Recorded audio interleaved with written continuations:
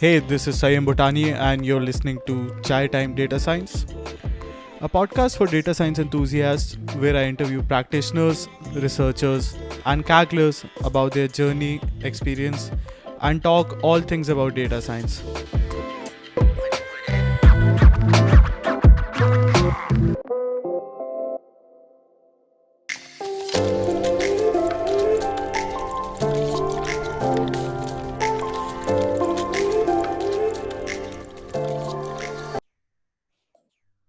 Welcome to the Chai Time Data Science Show.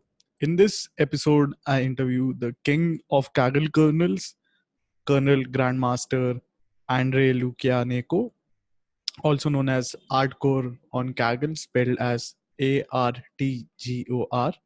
That's kaggle.com/Artgor. Andre is currently ranked as number one in the Kaggle kernel rankings. He's also a discussions master and competition expert, and is currently working as a senior manager for big data research at Tele2. In this interview, we talk about Grandmaster's journey into data science, his current projects at work, his pipeline for writing the Kaggle kernels, and he shares many advices for beginners to get started writing with Kaggle kernels and insights about his EDA kernels. Enjoy the show.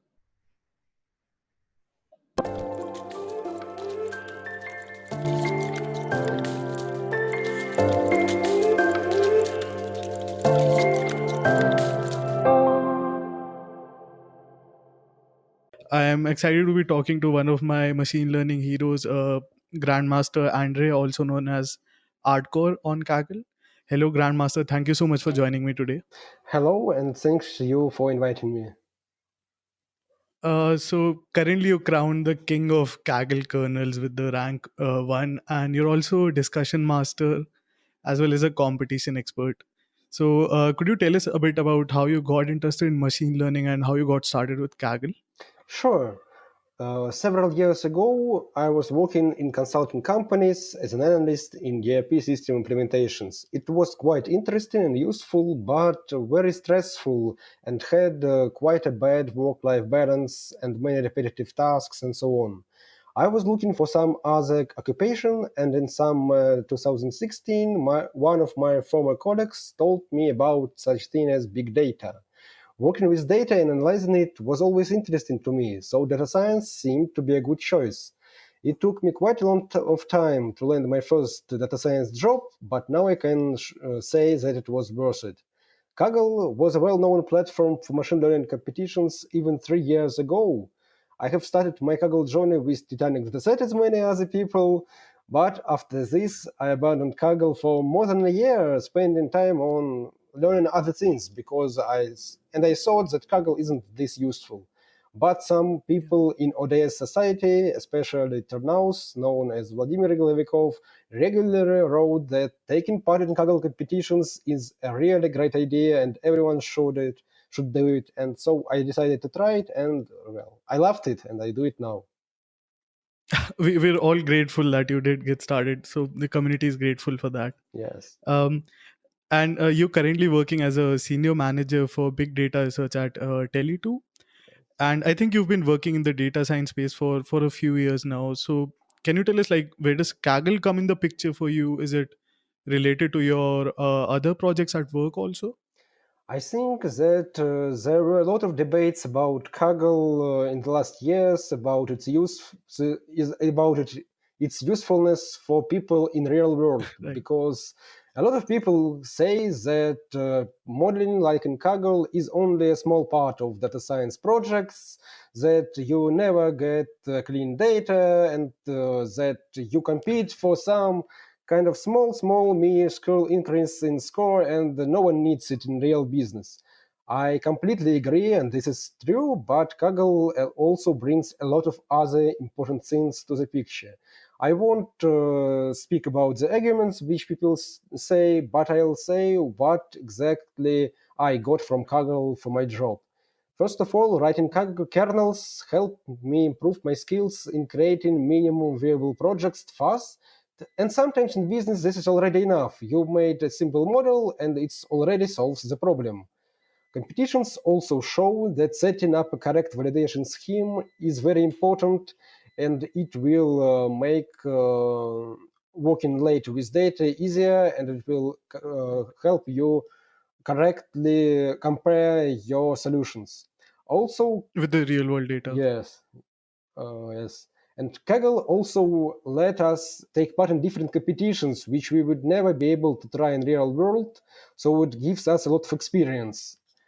Also, top winners usually post their solutions on forum, and reading it is really, really useful, and it could be helpful in real tasks.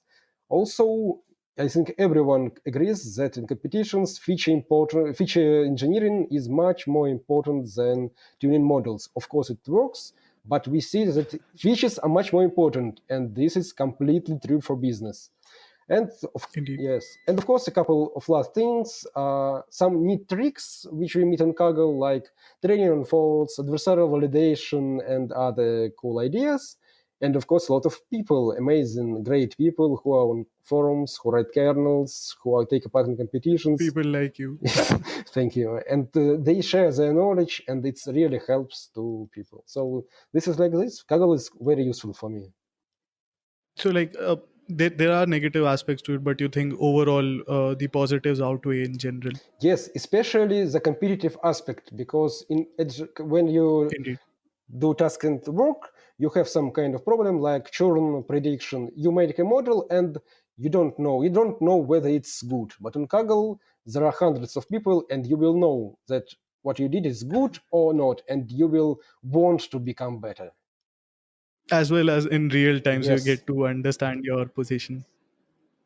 Right. Also, could you tell us about Tele2 and the current projects that you're working at your current job? Sure. Tele2 Russia is currently one of the top telecommunication companies in my country, in Russia. It has a lot of data, as many such companies, and the result needs a strong data science expertise. Our team solves a wide range of business problems, and we always try to improve our approaches. I have worked, for example, on such projects as fraud detection, geoanalytics, text analytics, and many other things. And our team consists of great people, and I think we will do a lot of better and interesting things in future. That sounds amazing. We'll have the website linked off in the description for the viewers who haven't heard of the company before. Okay. Um, Now I want to come back to Kaggle. So you've also been a competitor. You hold a few great silver finishes on multiple competitions. So maybe if you could pick one competition or maybe a few that have been your favorite. And will you be competing soon since you're already the king of kernels now? Okay, let's see. I think I'll talk about two competitions, which will show that Kaggle is really a platform where different things could happen. The competition which I treasure and remember the most is Avito Demand Prediction Challenge, because it was the first competition where I took part seriously. It was very interesting because we had tabular data, text data, and even images. So we could try a lot of different things. There were four people in our team, and we tried really a lot of things and a lot of interesting topics. Even though we got only a bronze medal, it was fun, interesting, and very useful, and the first experience. And just to compare, in this competition, we spent a lot of time, a lot of efforts. It was tough and only bronze medal. And a steep contrast. There was competition from Google Analytics last year, and it was strange. It had several leaks, it had strange data, and so on. As a result, at the end of the competition, I simply submitted something near zero with small random values and got a silver Right. medal. So this is a contrast, and this shows that Kaggle competitions can be quite strange. And as for now, I take part in a competition named Predicting Molecular Properties. It presents a very interesting problem and has a very interesting data. I am a part of an amazing team with great people, and I hope we will have success in this competition. Indeed, we hope so too. Thank you. So, also wanted to ask you that you mentioned you got a bronze medal on the competition, and many people think of Kaggle winners like they're the knowledge holders. But as you mentioned that even with the bronze, you gained a lot of insights with the competition. Do you think a person who's just got a bronze medal, even like they just started competing, they might have a great knowledge for that competition? The main problem is that when I look at the competition as in some kind of external person, I have no way to say whether this bronze medal was gotten well after a lot of efforts or it was some kind of lucky submission. So yes, so if we say whether bronze is good or not, the only way to say it is to talk with the person who has this bronze medal and to ask him what did he do for it. If the person is able to talk about his efforts, yes, this is great. If he can't say anything, that maybe he simply took a public kernel and submitted it, and there were no efforts and no Indeed. knowledge acquired. Yeah, but like I wanted to clarify the question that not just Kaggle winners are the real knowledge holders, even people who try to compete and don't win the competition might also be knowledgeable. So Yes, absolutely. Even there were a couple of competitions where I spent a lot of time and a lot of efforts and even didn't get any medal, and still I got a lot of new things. So medals doesn't matter in the sense of acquiring knowledge. You will get knowledge even without this. that's a great comment. So going back to submitting from kernels, you're the king of kernels. We all love your kernels, and uh, I think this is almost like a second unpaid job from our offline conversations. Yes.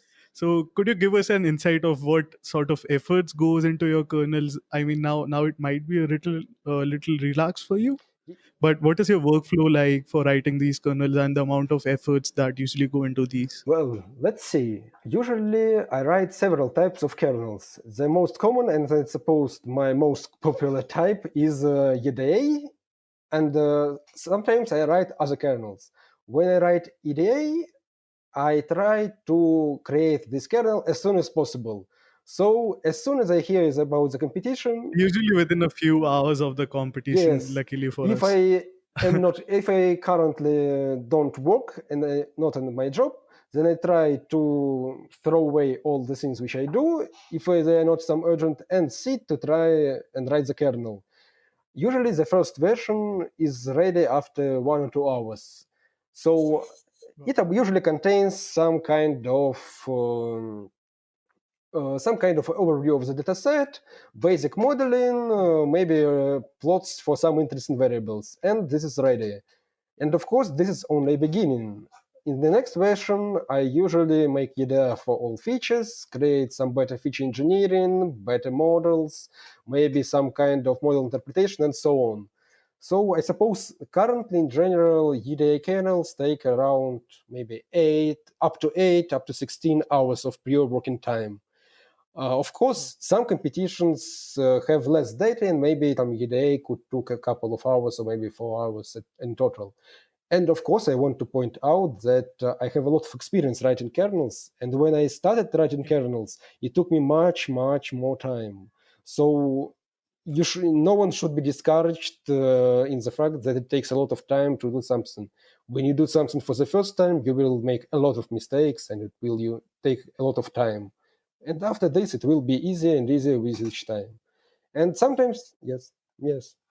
That's indeed an amazing comment. We all think of grandmasters, they can write kernels, and you say it still takes you a couple of hours to do that. So a beginner definitely will take a lot longer time than that, And it's I okay assume. because experts, and not I mean not Kaggle experts, the people who are experts are better because they made more mistakes. I think this is an amazing idea because really you are expert because you made a lot of mistakes and learned from them. I think it takes back us to the old saying that a master has made many more mistakes than a beginner ever did. Yes, yes, this is like this. Yeah. Also, I wanted to mention that EDA, to our beginner-friendly listeners, EDA stands for Exploratory Data Analysis, which Artgor has many kernels upon. So we'll also have his profile in the description. Would recommend checking those out for sure. Okay. So I'm also curious about two things. That what is your motivation for doing these exploratory data analysis, and also now that you've reached the first rank in kernels, what's next for you on Kaggle? So at first, I simply wanted to test my skills in data analysis and visualization. As I said, at first I worked in some Artsphere, and I changed to data science after this. And so I had less experience, and I wanted to see how my skills measure to other people. With time, I saw that people give me good feedback. They like my kernels, and they say that my kernels really help them. So I Indeed. thought it's a great idea to continue writing kernels, and pure selfish benefit is that people give me feedback. Sometimes they find errors in my kernel, sometimes they give me new ideas, and so I continue improving my work. And still, one of important things is sharing knowledge, because I think that sharing knowledge is quite important. And when a lot of people know some things, usually the general level increases and people start doing some better things, and this is some kind of positive feedback loop. And Yeah. for about what will I do next, I am not sure. I suppose I'll continue writing kernels in a more relaxed mindset, and I think I'll take part in competitions more seriously because, well, I have nothing holding me back anymore. That's great. So we can continue expecting great kernels, and also we'll be seeing you on the leaderboard more often I now. hope so. We do so too. So also, if you could, like, many people think of machine learning as you have your data, you do model fit, something amazing happens. But here we are talking about EDA. So could you tell us, because a majority of your kernels are indeed EDA and you do enjoy it, you do emphasize on it, why is EDA important? And I think since you've worked also on multiple problems as a data scientist, do you think the skill of being able to tell stories from data has helped you? Yes, I have a strong opinion that EDA must be a first step of any project. Sometimes you will spend less time on it, sometimes you will spend much more time on it, but it is vital to understand your data. You could discover some patterns, for example, in data, and use them to build your model. You could find some useful insights and create something which will surprise the business users. Also, you could simply find some interesting relationships which will help you to generate new features. But anyway, exploring your data is important because simply fitting algorithms is already not enough. It maybe was enough several years ago, but now you must think. Anyone can make, fit, and predict, but if you want to be a strong professional, you need to think first. Yeah. Also, real world data as we know it wouldn't always be in the best format, so we will have to sort of explore it every time. Yes. So, like, if for a beginner who'd want to become maybe someday a kernel grandmaster, what tips can you share to write for writing great kernels similar to yours? Well, let's see. In fact, I could say a lot of things about this, and I, in fact, even plan to write some kind of blog post about writing kernels.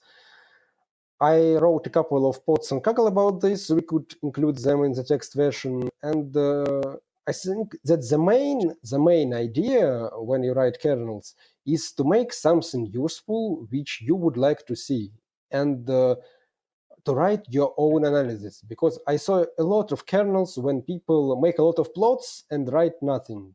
Well, cool plots are great, Indeed. but you don't show your own analysis, you don't show nothing, and well, people won't like it, and this isn't really useful.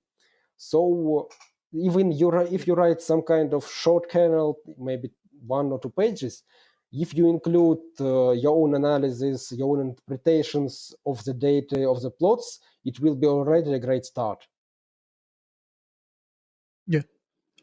So I think like what we're trying to say is like those beautiful plots are not the juice of the problem, but plots are a central part to it, but there's also the story that goes Yes, around it.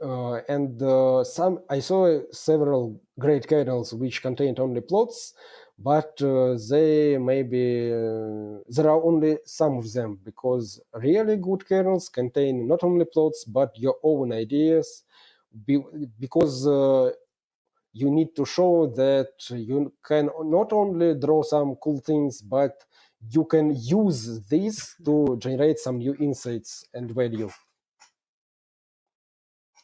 That's a great comment. So like as you know, like it's all about asking the right questions about the data. So what do you think? What sort of questions do you think one should ask when approaching a new competition or a new data set or a problem on I think Kaggle? that there are really many ways to start working with a new problem. For example, it's a good idea to start with understanding the problem itself and the data which is available. What is the business domain of the dataset? What is the target variable and metric? What kind of problem we are trying to solve in reality? Then we are usually interested in the quality of the data. Are there any missing values? Are there any outliers? Are there any features which look wrong or different from others?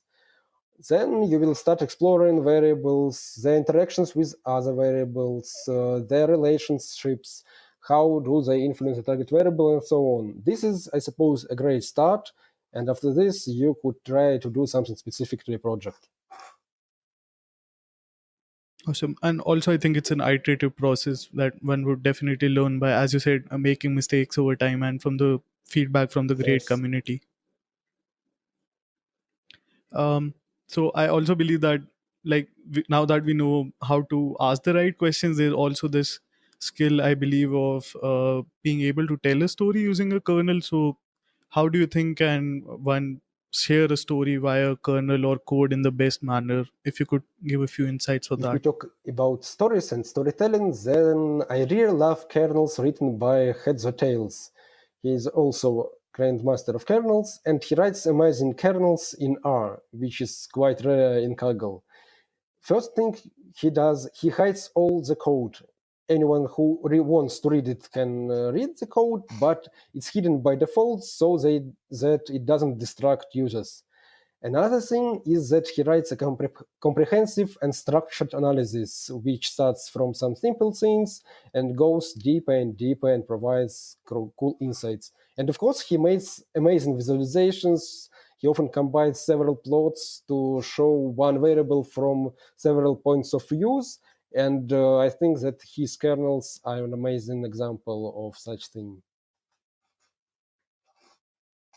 Right, and it also shows us that if you're a great coder, you can also be able to tell these stories to not just a coder but also a business person, because as you said, he does hide his code, and if you just scroll through the notebook directly, that'll tell the story not just to a Kaggler, even a Kaggle Grandmaster, but also to someone who doesn't even know to code usually. Yes, this is true. And this is, I suppose, a great skill for the real job. Indeed, indeed. Now, I also know that you're very vocal about the bad practices that happen on Kaggle. You're also very vocal about it on our Slack community. So I think it's a must know for a beginner how not to fall into this trap. So being the king of kernels, could you share maybe a few words on how can someone who's just joining the Kaggle scene respect the work of experienced Kagglers and not fall into this trap or sort of toxic practices that are developing, such as plagiarizing and similar ideas? I think that the main thing is the mindset. If you have the correct mindset, that then you won't have this problem. I saw that some people want to get medals so much that they would do anything to acquire them. And yes, in fact, a couple of times maybe I was somewhere at the border, but I usually try to write good and correct kernels. So I suppose that the main problem is that people want to show something cool, but they don't know how to do these things, and Yeah. they take parts from other kernels.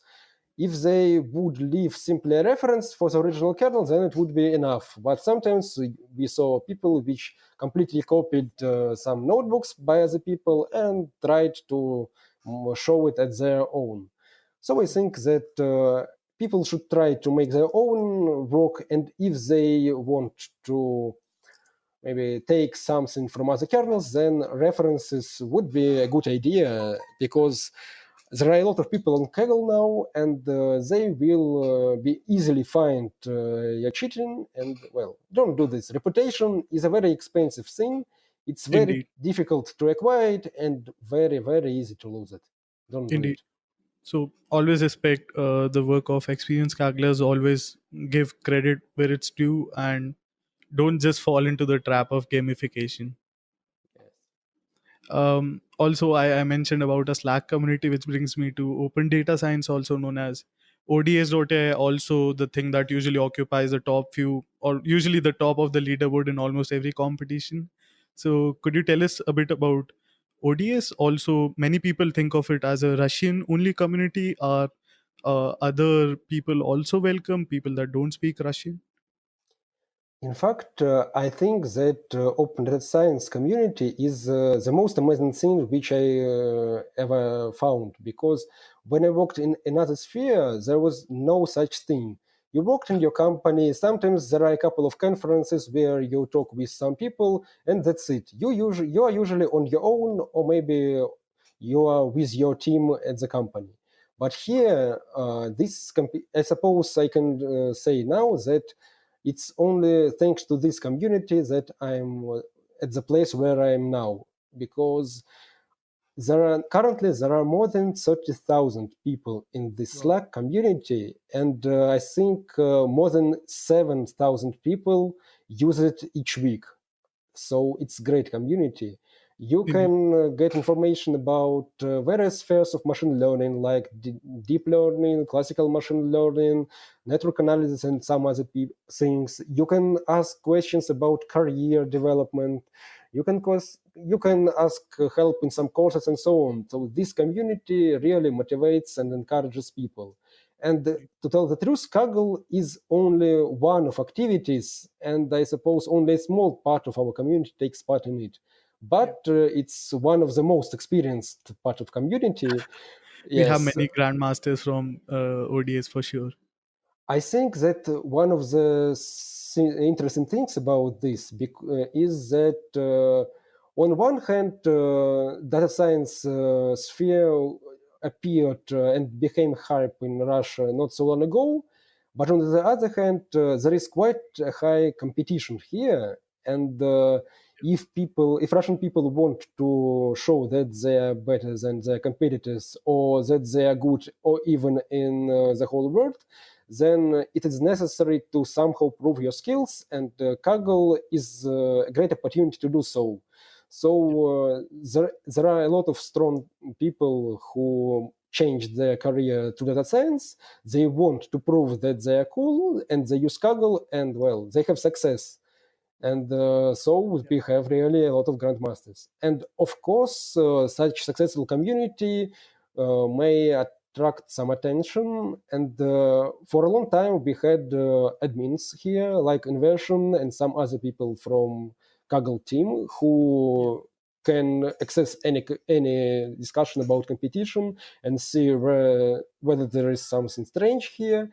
And of course, our community is open to everyone. Well, most of our community is Russian speaking, Yeah. so most of the posts are in Russian. But if someone asks question in English, we always answer him in English. And of course, there was a course, ML course AI, open and free machine learning course, which attracted a lot of attention. There were a lot of people taking it, and of course, there are a lot of English-speaking people, and it worked Yeah. well, I think. That's great. I think I also want to drop a warning to beginners that indeed all beginner questions are very welcome, but please do make sure to always do your homework before asking anyone experienced, or please don't ask Stack Overflow questions in a community. Make sure that you do your part of research and then approach anyone in a community.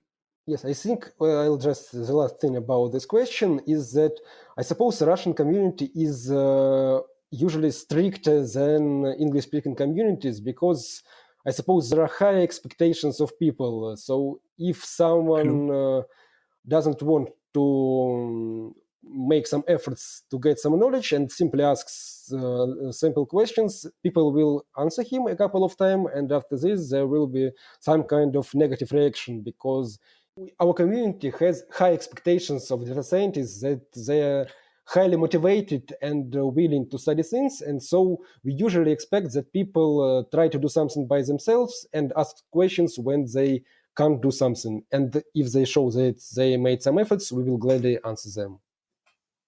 That's a great point. We should always do our set of homework before troubling the experienced people. Now that we have the warnings out of the way, could you share a few advices on for the beginners and the noobs that want to become better Kagglers? What would be your top advice to them? I think that the first point is try to use kernels and discussions for your benefit because kernels, not only mine but also kernels by other people, provide a lot of knowledge, a lot of great information, and they will help you acquire not only high score but a lot of new skills, your experience.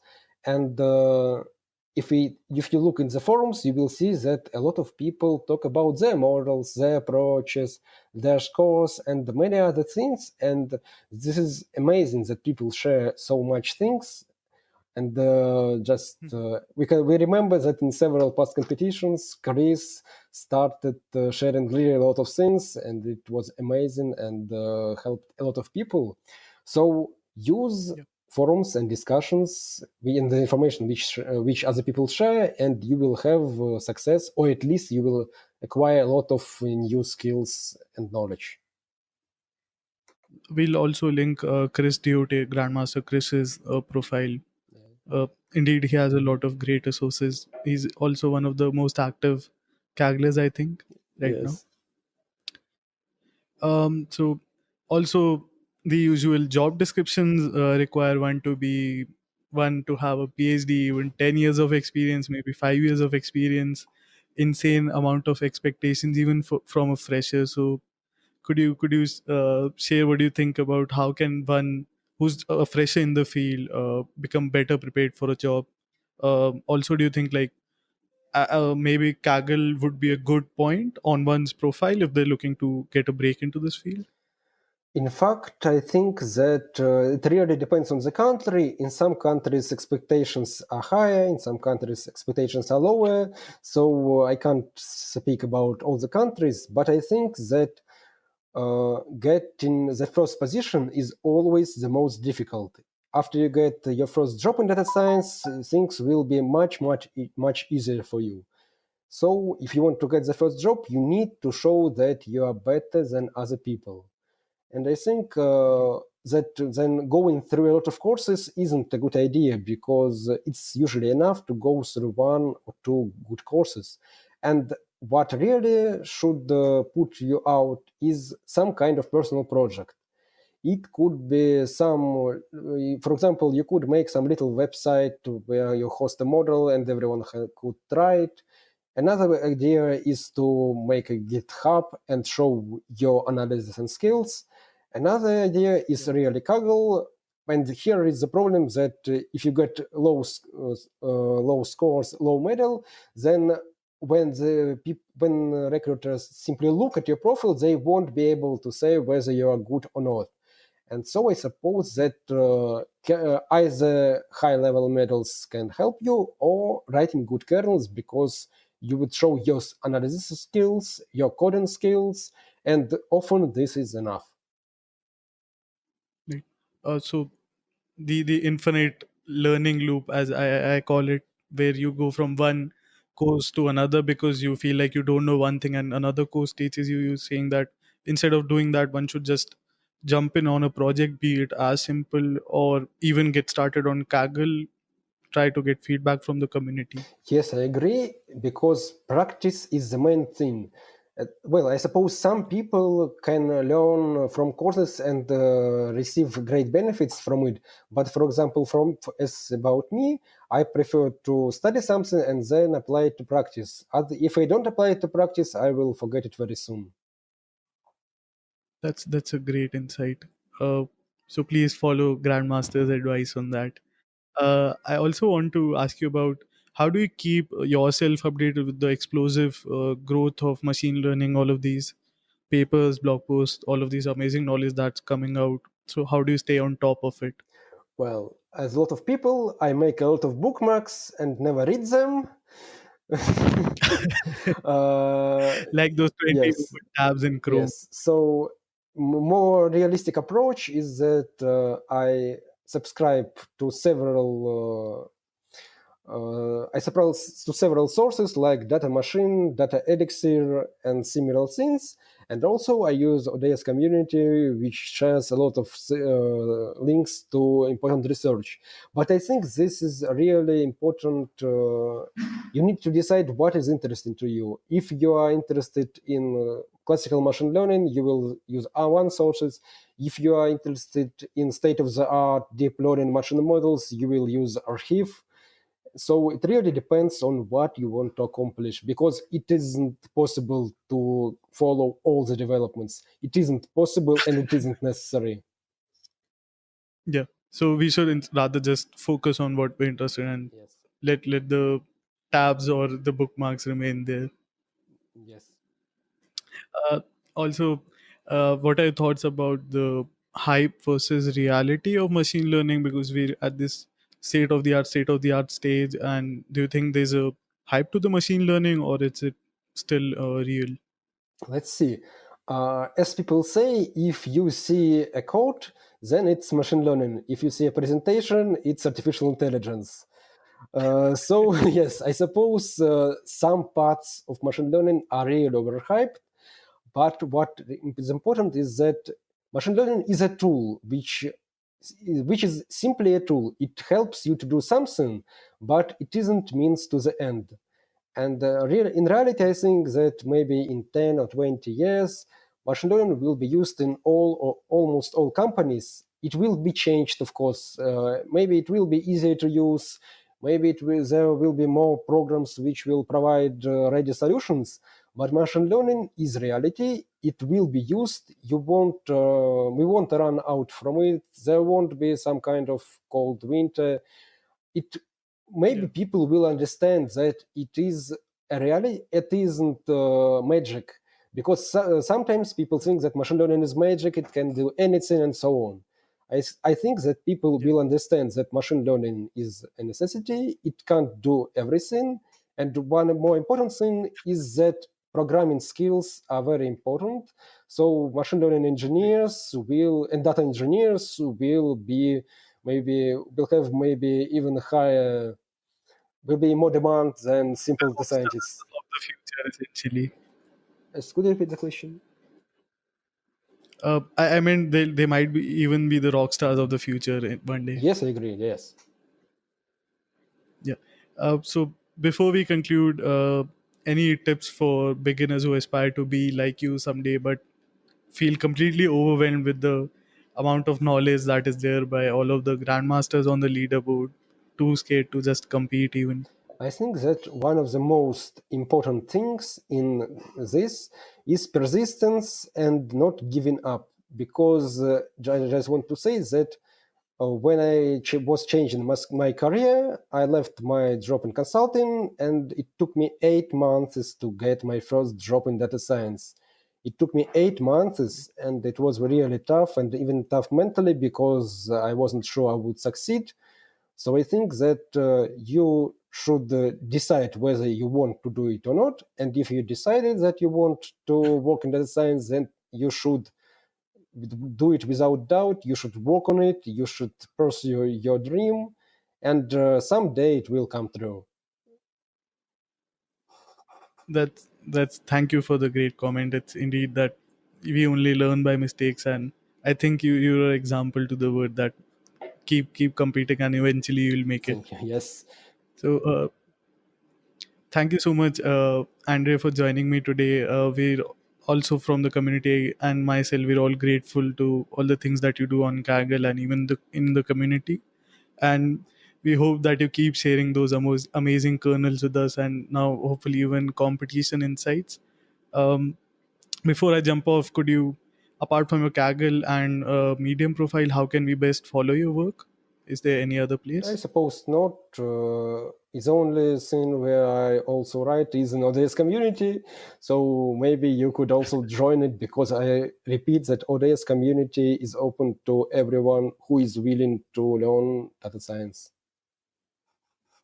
Great. Thank you so much for joining me today, and thank you for taking the time.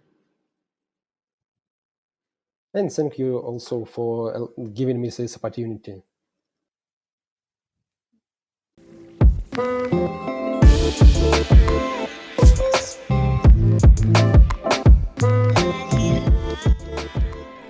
Thank you so much for listening to this episode. If you enjoyed the show, please be sure to give it a review or feel free to shoot me a message. You can find all of the social media links in the description.